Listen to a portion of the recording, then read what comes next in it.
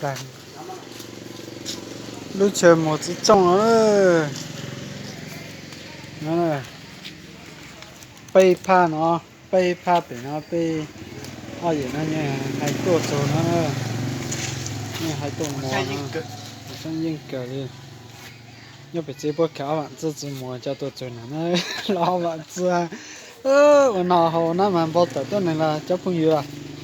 Quay đi nó cho hú em mì phụ. Còn mì po.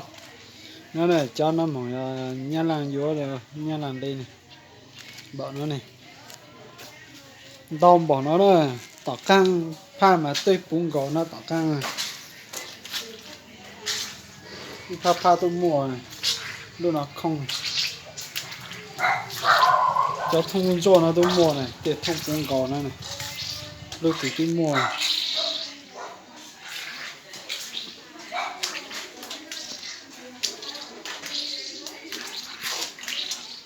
Cho dùng cho phải cho lù cho dầu một tờ phải được quay máy em này để đi tông lên mạng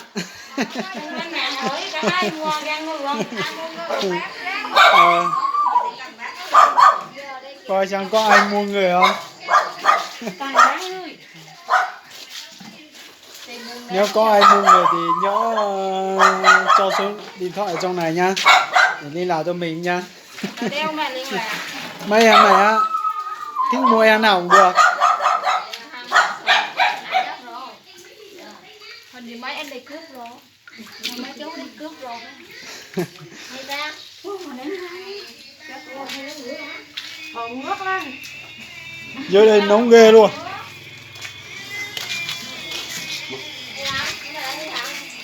Cho mình lột xay thì nó sẽ tao bỏ nó điện thôi.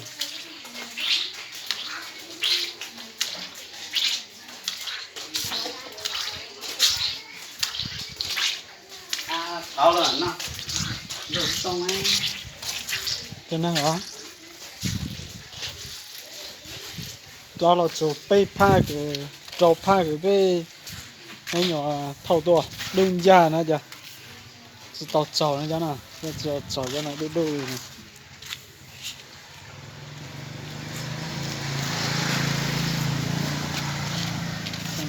giờ của đây thông qua chảo này cho chảo này chảo tàng chỉ ăn tàu chua thôi